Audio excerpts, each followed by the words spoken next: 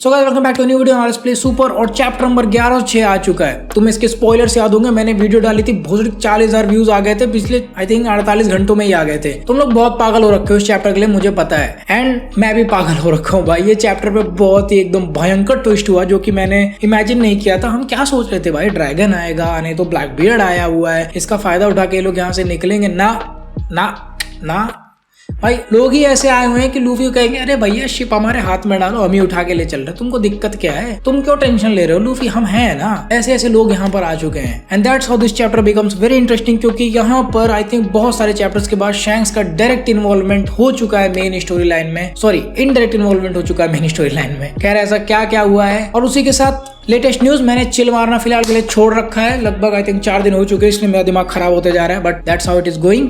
Let's see कितने दिन तक ये चलता है। एंड विदाउट एनी फालतू के डिटेल्स, अगर तुम्हें भी जानना है कि ऐसे क्या क्या भयंकर मोमेंट हुए इस चैप्टर में, तो वीडियो को जरूर देखना। एंड जितने लोगों ने नहीं सब्सक्राइब किया प्लीज भाई कर दो यार, तुम लोग सब्सक्राइब नहीं कर रहे हो भाई, पता है मेरा monthly subscriber count 2K per month है यार, प्लीज ऐसा नहीं करो, बढ़ा दो यार प्लीज, बढ़ा दो, थोड़ा तो बढ़ा दो, 3, 4, 5K कर दो एटलीस्ट, है गलत हो जाएगा वरना। तो without wasting any more time, let's roll the intro.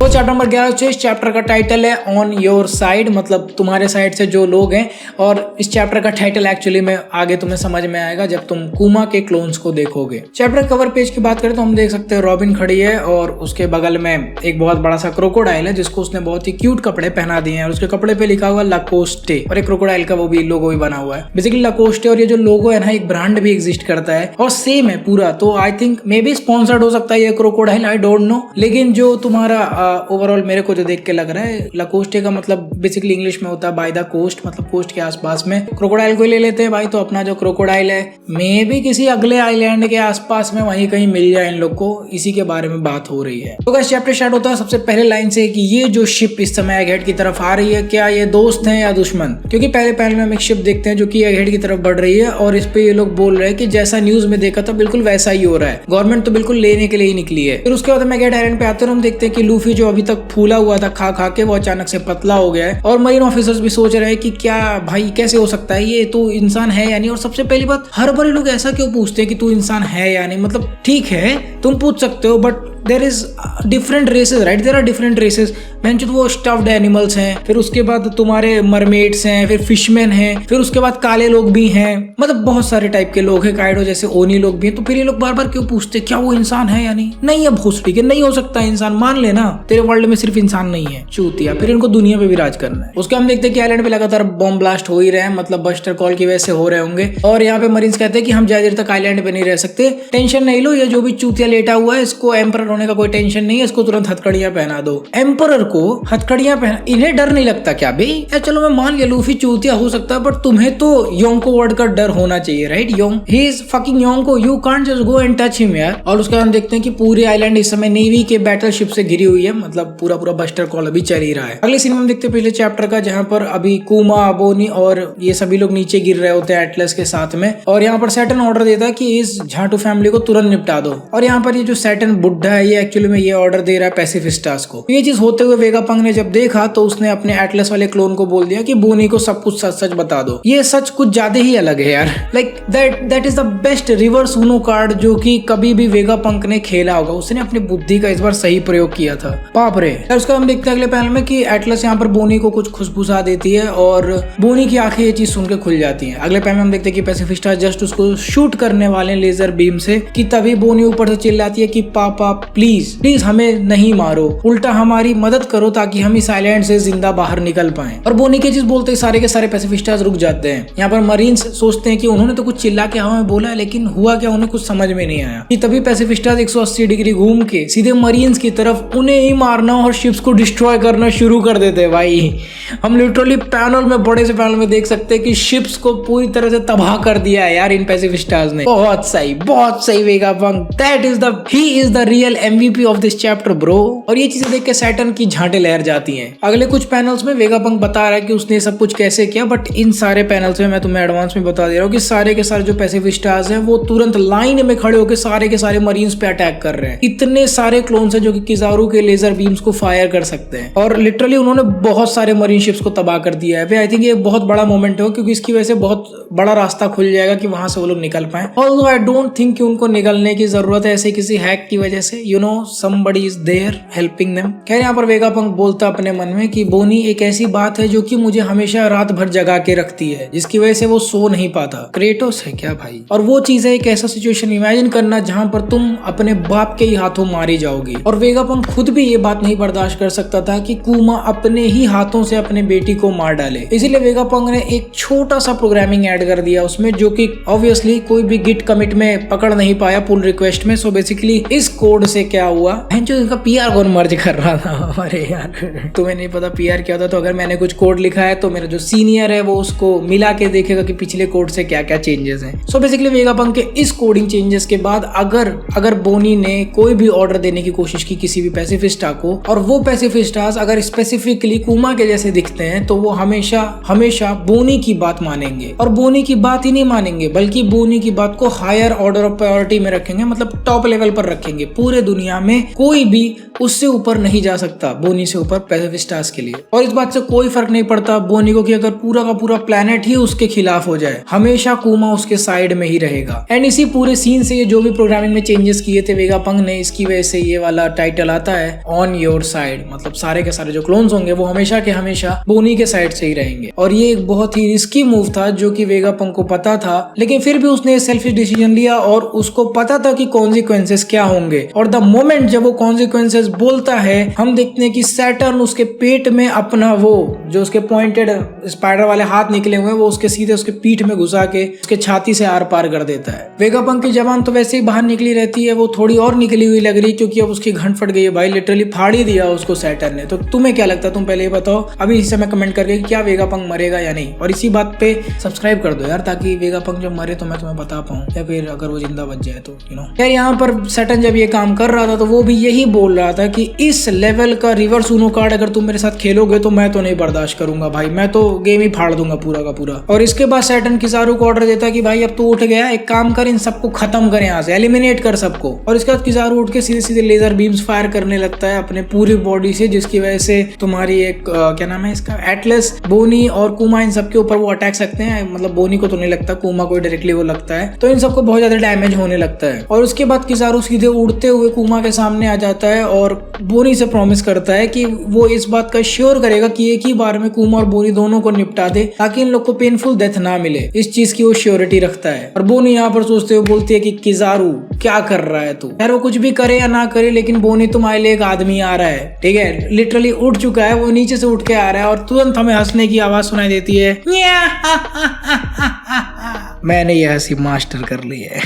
Kizaru इस चीज को तुरंत नोटिस करता है और तुरंत एक खींच के उसकी तरफ मुक्का आता है जेट कलवरीन स्टाइल में, और जाके सीधे किजारू नीचे बिल्डिंग में जाके भड़ाक से गिरता है। वो आई थिंक ये कितनी बार हो चुका अभी किजारू गिरे हुए, लेकिन हर बार मुझे वही याद आता जब मार्को ने उसको किक किया था मरीन फोर्ड आइलैंड में, उसी स्टाइल में सीधे जाके वो नीचे जाके गिरता है। फिर यहाँ पर बोनी सोचती है कि ये क्या था, और लूफी बोलता है कि इतना सारा खाना खाने के बाद मैं अपने फुल पावर पे हूँ, let's have some fun bro, let's have some fun. फिर यहाँ पर लूफी की वजह से पूरा का पूरा जो आइलैंड है वो थोड़ा सा रबरी बन गया है, क्योंकि कुमा और बोनी ये सब लोग नीचे गिरते हैं तो बहुत ही आराम से लैंड कर जाते हैं। और लोग भी यहाँ पर सोच रहे हैं कि आइलैंड हिल रहा है या बस वो इमेजिन कर रहे हैं। इसके बाद बोनी तुरंत वेगापंक के पास जाती है और वेगापंक को देखती है कि वो ठीक ठाक है या नहीं, लेकिन वेगापंक की हालत बहुत खराब है। और बोनी बोलती है कि वेगापंक हमको यहाँ से निकलना पड़ेगा, नहीं तो भैया सबके सब पेरे जाएंगे। उसके बाद तुम लोग बहुत समय से उस एंशिएंट रोबोट के बारे में बात कर रहे थे कि उसका क्या हुआ भाई, उसके बारे में कुछ बताओ। तो भाई देखो, जो रोबोट है वो फिर से लूफी के को सुनते सुनते वो मतलब अभी हिलने लगा है और हिलाने लगेगा थोड़ी देर में। बाय द वे उससे याद है, मैंने करना छोड़ दिया है और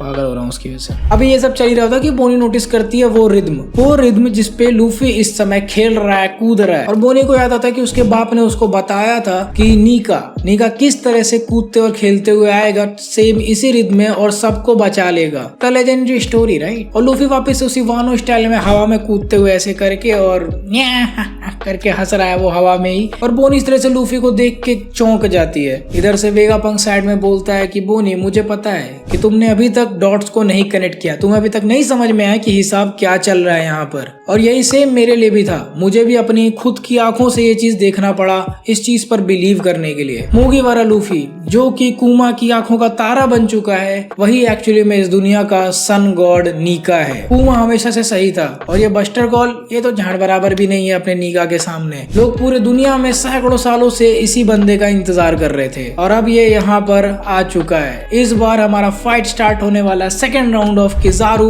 वर्सेस लूफी। क्या लगता है इस बार क्या होगा भाई? खैर क्या होगा या नहीं होगा वो एक अलग ही मैटर है, क्योंकि नॉर्थ ईस्ट साइड पे एक बहुत बड़ी सी शिप अप्रोच कर रही है। वो शिप इतनी बड़ी है कि मरीन्स के इतने बड़े बड़े बैटल शिप्स सिर्फ इतने बड़े बड़े लग रहे हैं भाई उस शिप के सामने। मतलब जैसा लग रहा है लाइफ बोट वाला जो था ना टाइटैनिक के सामने, उतने बड़े बड़े लग रहे हैं। यहाँ पर मरीन्स उस शिप पे बैठे हुए लोग को देख के उनकी गांड फट लेती है, क्योंकि वो बोलते हैं कि भाई हमें तो लगा था ये 100-150 साल पहले ही मर गए, लेकिन ये तो जिंदा है भाई। और भाई ये लोग रुक क्यों नहीं रहे हैं? गांड में देंगे क्या अपनी बोट इतनी बड़ी सी? और सच में दे ही देंगे भाई, क्योंकि वो रुकने वाले नहीं है। इसीलिए सारे के सारे मरीन्स मिलके उनके ऊपर अटैक करने लगते हैं। लेकिन इतने बड़े शिप का क्या ही उखाड़ दोगे तुम लोग? अगर तुम्हारी शिप इतनी बड़ी दिख रही है तो तुम्हारे कैनन बॉल्स इतने बड़े होंगे उनके लिए, और क्या। और ये चीज देख के मरीन्स यहाँ पर बोलते हैं कि भाई ये जायंट लोग यहाँ पर क्या कर रहे हैं, क्या जरूरत है इनकी यहाँ पे? जिस पे बोरी बोलता है ड्रोगी से कि भाई ये क्या पूछ रहे हैं कि हम यहाँ पर क्यों हैं? और डोरी उसको रिप्लाई करता है, लगता है इन चूतियों को पता नहीं है कि एक्चुअली में कुछ चीजों को इस दुनिया में नहीं रोका जा सकता। और ये चीज बोलने के बाद सीधे सीधे दोनों पानी में ही उतर जाते हैं और बोलते हैं कि भाई देखो हम आए यहाँ पर अपने मूगीवारा नो लूफी से मिलने। और ब्रोगी ये चीज सुनकर बोलता है, या फिर भाई थोड़ा सीधे भाषा में बात कर लेते हैं ना, थोड़ा सन गॉड नीका को अपने आइलैंड पर लेके जाना है। और मरीज यहाँ पर चिल्लाते हैं इमरजेंसी है भाई, बड़े बड़े लोगों का बड़ा यहाँ पर उतर चुका है। और लास्ट लाइन है giant glimpse of hope finally arrives के साथ चैप्टर नंबर 1106 खत्म। एंड द बैड न्यूज, तुम्हारे लिए अगले हफ्ते ब्रेक है। खैर मांगा खत्म, बट मेरी वीडियो नहीं, तो तुम्हारे दिमाग में अभी सवाल आ रहे होंगे कि भाई जायंट पैरेट्स यहाँ पर क्या कर रहे हैं? हमने तो ड्रैगन से उम्मीद लगाई थी, मे भी ब्लैक बियर्ड से उम्मीद लगाई थी, और ब्लैक बियर्ड कहाँ गया बे? तो देखो यार अभी ब्लैक बियर्ड का क्या हिसाब है मुझे नहीं पता। ब्लैक बियर्ड तक का जहां तक मुझे पता है वो अभी वेट कर रहा है अपने फाइनल चांस का, कि जब कोई एक मतलब यहाँ पे सारा कांड हो रखेगा, जब हर कोई यहाँ पर वीक हो चुका होगा, तब ब्लैक बियर्ड घुस के वहां से उसको जो लेना है वो लेके निकल जाएगा। उसको यहाँ पर किसी को स्पेसिफिकली टारगेट नहीं करना है, ये मेरा मानना है फिलहाल के लिए। ब्लैक बियर्ड का ड्रैगन नहीं आने वाला, भूल जाओ उसको, he is not coming back. But let's talk about how giant pirates are here. तो जैसा कि तुम लोग सोच रहे होगे, या फिर तुम्हें अगर नहीं आता तो मैं तुम लोग को बता दे रहा हूँ कि न्यूज निकले हुए बहुत समय हो चुका है। आई थिंक एक दिन हो चुका है कि जब वो बैरिकेडिंग लग गई थी और ये चीज पूरी दुनिया में फैल गई थी कि स्ट्रॉ हैट लूफी ने इस समय एगेड आइलैंड पे अपना स्ट्रॉन्ग होल्ड बनाकर रखा हुआ है। उसी न्यूज को देखने के बाद जायंट पायरेट्स वहां से निकल गए होंगे, या फिर पॉसिबली शैंक्स ने उनको यहाँ पर भेजा होगा। अब तुम्हारा सवाल ये बनता है कि अगर ये लोग एल्बाफ पर जाते हैं, क्योंकि एल्बाफ पर ही लेके जाएंगे जायंट्स इन लोग को ऑब्वियसली, और there is nothing too much to think about. अब तो बहुत आराम से ये लोग निकल जाएंगे यहाँ से, इतने बड़े बड़े जायंट्स इनके पास। सो बेसिकली सबसे बड़ा क्वेश्चन तुम्हारे मन में ये होगा, क्या एल्बाफ पे शैंक्स प्रेजेंट होगा? And to which matter I am thinking कि शैंक्स वहां पर अभी नहीं होगा, बिकॉज प्लॉट इतने जल्दी शैंक्स की तरफ नहीं शिफ्ट होने वाला। अगर वहां पर होता तो बहुत बड़ी बात हो जाएगी बहन, लेकिन मुझे जहां तक लगता है शैंक्स उस आइलैंड पर नहीं होगा। हाँ, लेकिन उस आइलैंड पे एक और रेड हेयर्ड गाय होगा जिसको हम किड के नाम से जानते हैं। वो अधमरा सा वहां पे पड़ा होगा, या फिर उसका इस समय मरहम पट्टी ये लोग कर रहे होंगे, तो किड वापस से मिलेगा अभी इन लोगों से। आई थिंक सो ऐसा ही कुछ होने वाला है। और जैसा कि तुम लोग जानते हो, चौथा road poneglyph the man with marked flames है,